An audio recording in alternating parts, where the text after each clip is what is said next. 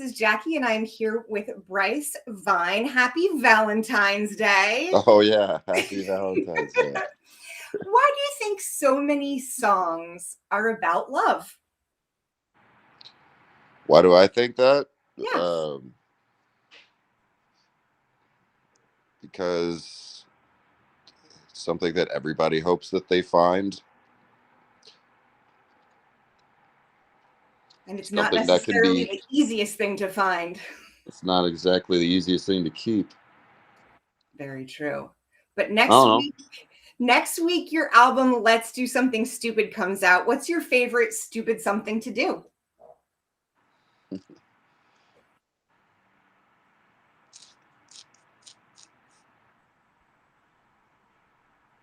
I've stumped him. It's okay. Um, yeah, I don't know. Maybe you'll think of something later on today. Okay. The day is full of possibilities for stupid things, but talk to me a little bit about what inspired your album's title. Um, the whole project kind of came together randomly over a couple of years, and I never really intended to put out a punk rock ish project. Um, like this, even though I grew up on it, it was just it was kind of random actually. John Feldmann had heard a song that I had written a couple of years ago that was kind of in a punk rock way. I was just trying to write something outside of the pop stuff, And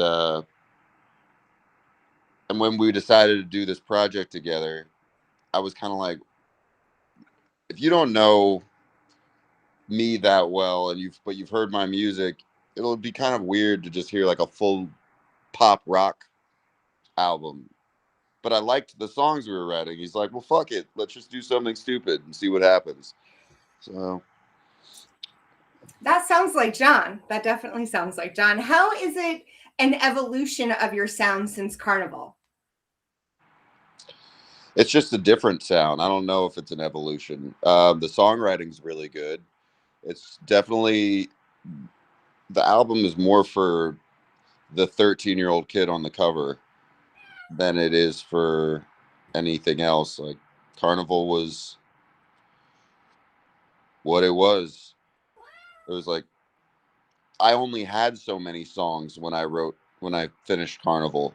Like, every song that I had written up to that point, because I was a very slow writer, was on Carnival. Like, all of them. And now, and then when you work with John, everything is so fast. So fast. So I've definitely become a faster writer and less precious than I was then.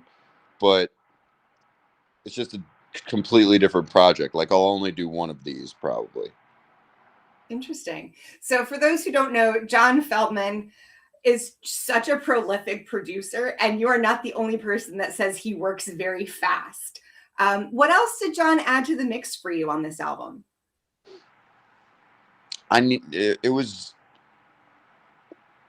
dude, the best things that came out of it were just the free form of it, that I didn't have time to think about what I was doing. Just jump on the mic and see if it was good. We were downing iced uh iced coffees maybe every 20 minutes.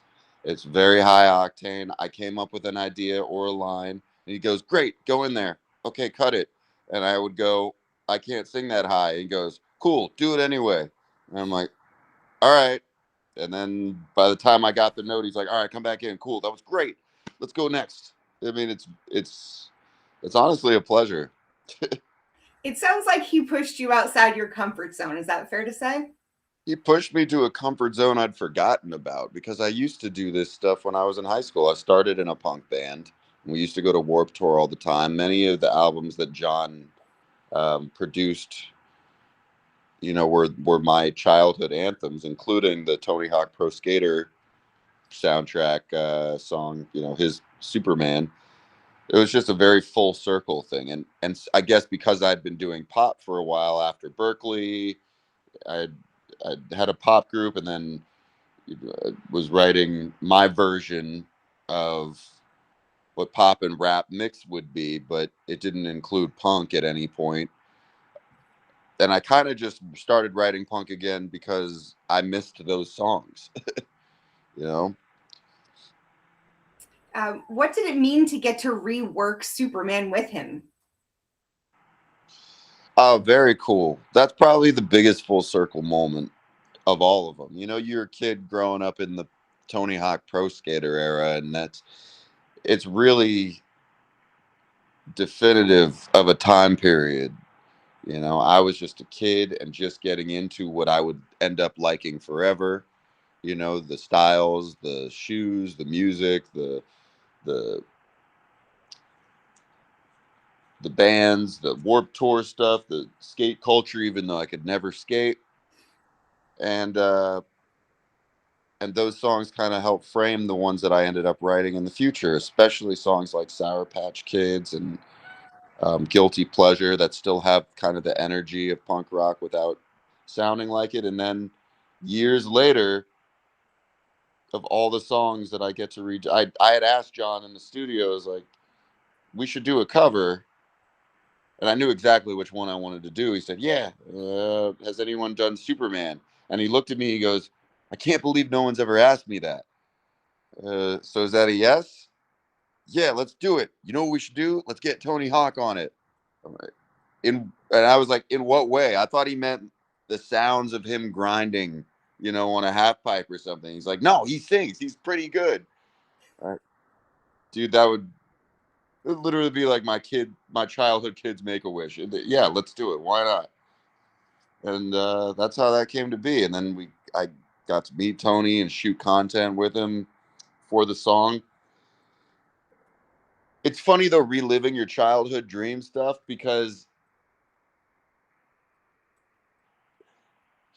we're standing. I had written some script for me to announce playing Warp Tour, and in between the takes, he's like trying to teach me how to drop into this half pipe in this warehouse that he's got near San Diego, and, and it's like 20 feet high. You know, if I couldn't do it at 13, I told him, I'm like, look, dude, this was a dream when I was 12 years old, 13 years old, but at 30, yes, I'm not telling you even. It's just not going to happen. My knees, my hips, they can't handle this. But you know, childhood dream came back, and I you can't do it now. But it was really fun. Really nice guy too. That sounds amazing. You've collaborated with essentially a Work Tours lineup worth of people over your years. How do you think your sound has benefited or your songwriting has benefited from collaboration? Um. Okay. Well, the honest answer is sometimes I just don't want to hear myself on two verses. Sometimes I don't want to have to write two verses. I think a lot of um, and sometimes you don't know what to do with I have like a great idea for a song, and I've struggled through a first verse, and now I don't know what to say next. It happened with one of the songs on this album, um, Spotlight. It was like my favorite song in the album, and I've had a verse written for this song for 5 or 6 years, and then finally brought it to Feldmann. Never have had a second verse, and to finish the album, I was forced to write a second verse, and I still couldn't do it. And and this band had been presented to me, this really talented young band called Out in Front, that's now opening the tour. And I loved her voice, so I just asked her if she had any ideas for it, and she crushed it. So it's like, okay, great. It's a nice reason to collab. Also, I don't ever write the same song twice, or I try not to. You know, and genre is weird to me. Like, there's so many songs in different genres that affect me in different ways, and if I'm gonna try to write a song that doesn't exist, then I can't just be like, oh, but I've got to have rap in it, or I've got to have pop in it.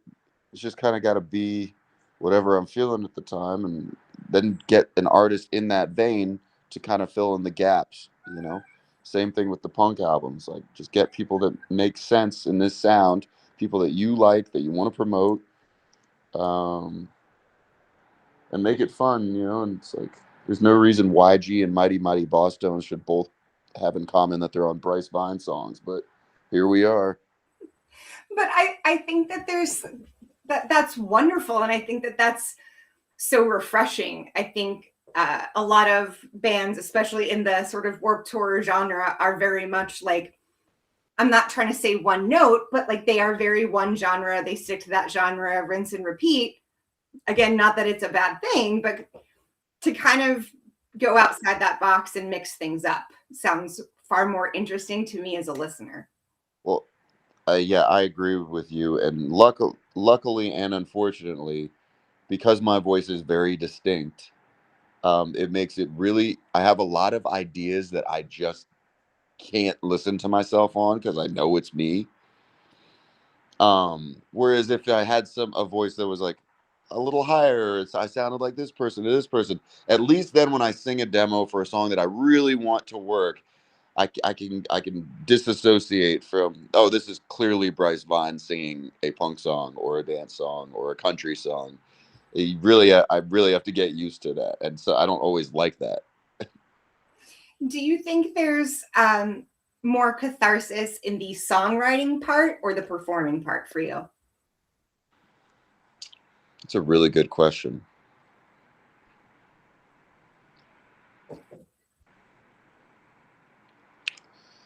The songwriting part is definitely,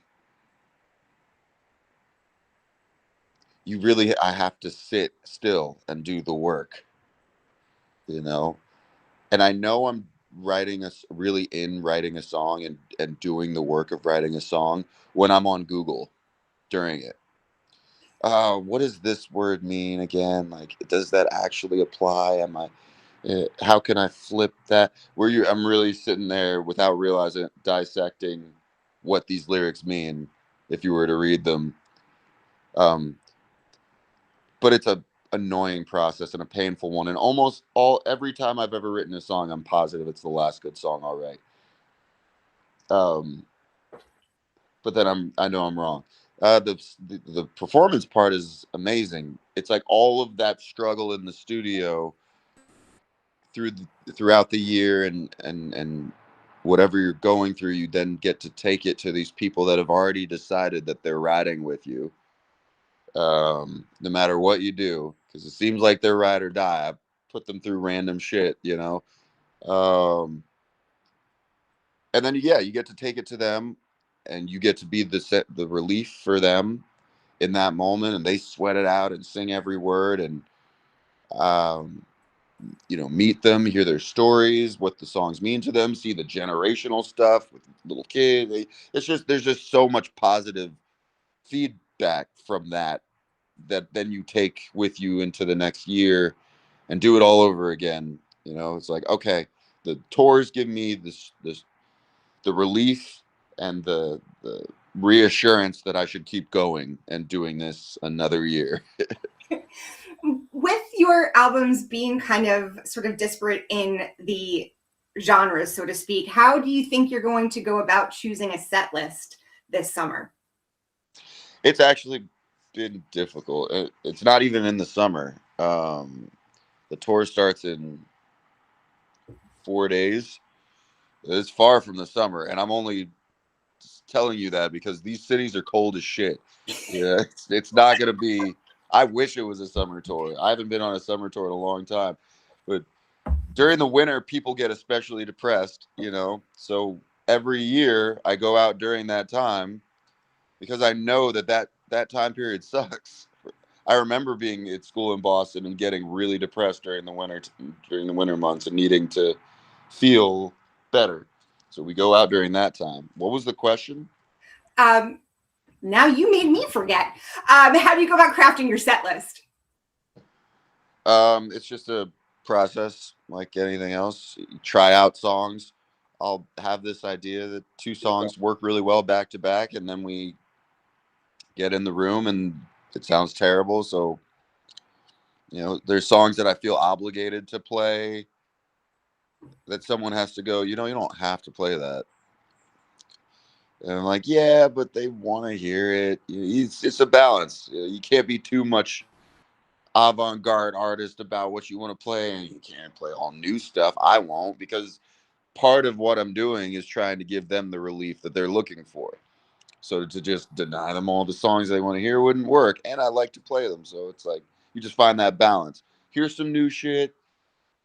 Here's some songs that are more niche that people, the same 10 people won't stop asking me to play. And then here's La La Land and Drew Barrymore. Do you feel that there is a pressure either from yourself or from outside to kind of replicate the success of like a track like Drew Barrymore? Oh yeah, it's crossed my mind once or twice. It's a trap.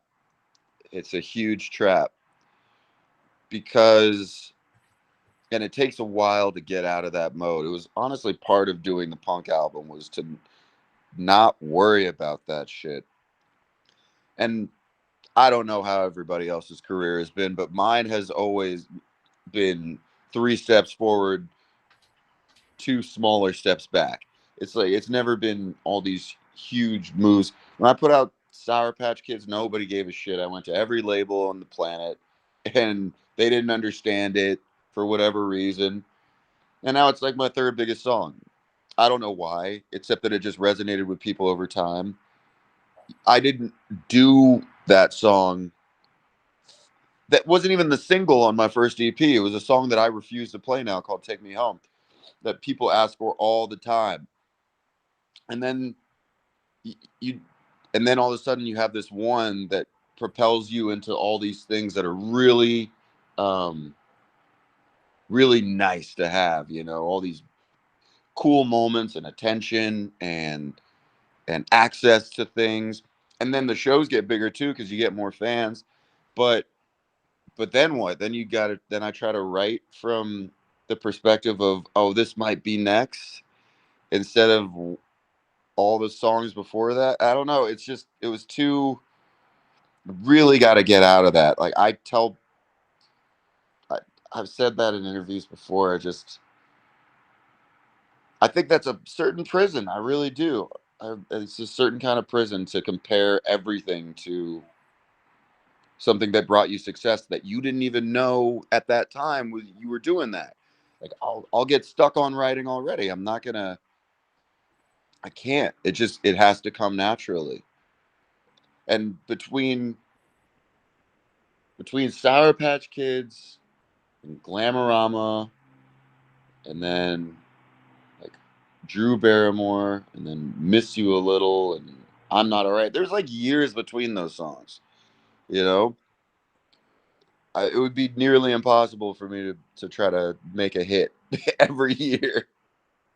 Well, not to mention that now we have TikTok that makes Oh, any song. yeah, you could bring back things. That's a really good, that's also something too. It's like I'm not afraid of the idea that something can resonate later. You know, that's exciting because of TikTok and those forums. It could end up being in a weird scene in Stranger Things, you know, and all of a sudden everybody knows I'm running up that hill, and nobody cared in the '90s. Or the Saltburn song, you know, that came back and blew up. It's like, yes, it's like literature, right? Like Moby Dick.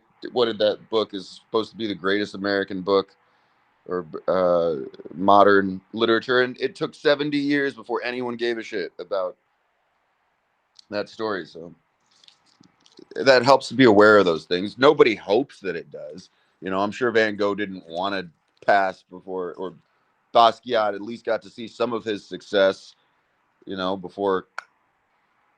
But no, yeah, yeah. We Speaking hope of to get to see it, but we don't necessarily get to. I guess that's part of art. speaking of success, what does success look or feel like in 2026 when there are less concrete ways to measure that? I feel like, especially in the music industry. Uh, there's got to just be a comfort if you're able to be if you're able, like, ask that again. So I feel like coming up in this sort of Warped Tour era, record sales were the benchmark, or now it's like streams and there's TikTok and virality. Like, how do you measure success in 2026? Because I feel like it's more vague now than it used to be. Oh, I don't know. I'm not the right person to ask. That's fair. But you mentioned earlier, you're starting a club tour in a few days. It is stupid cold here in the Northeast. And Warped Tour is a very specific other kind of beast. Do you prefer the indoor clubs or the outdoor festivals more? I don't. It just depends on the crowd, the Very energy that I'm getting from very them. So tell me a little bit about this tour coming up. What What do you want to know? what are two live venues that you are most excited to play on this tour? I can't see. Maybe I don't know anybody that does, but when you play a different city every night for weeks at a time, someone asks you, "What was your favorite show?" and you go, "I don't know, the Blue Room. Where was that? Oh yeah, that crowd was really fun. Oh, that was where that guy like got up on his friend's shoulders and threw you the phone and you caught it." And I don't remember what venue that was. The only reason I remember the city is because I had said it at the top of the show and something else memorable had happened. But after 3 weeks of the same set, no, I don't. It kind of becomes a blur. Yeah, but after years of going to the same place, you start to recognize how people are in certain places. The energy that they give off. It's a little small microcosm of the energy the city has for the music. But I'll say I always get excited to play Denver, always get excited to play Boston, Seattle, and New York City because it's where I was born. Those are all fun places and lots of great music venues there. One last question. Let's Do Something Stupid comes out next week. What's a song that someone who has never heard of Bryce Vine, what's the first song you think you would like them to hear to get a sense of the overall vibe of the album? It depends on what they're doing when someone's going to show them. A lot of times I know that my songs are like background, almost soundtrack songs for people's lives when they're doing stuff. If they're driving in the car with their best friends, looking for a new song to play, then La La Land is awesome. Sour Patch Kids, can't go wrong. And if they're going through a breakup, I dare them to not feel better with Love Me, Hate Me, or Life Goes On. Excellent. Well, stay tuned for much more from Bryce Vine. Let's Do Something Stupid comes out February 20th. This is Jackie, thanks to Chorus FM and In the Key of Change.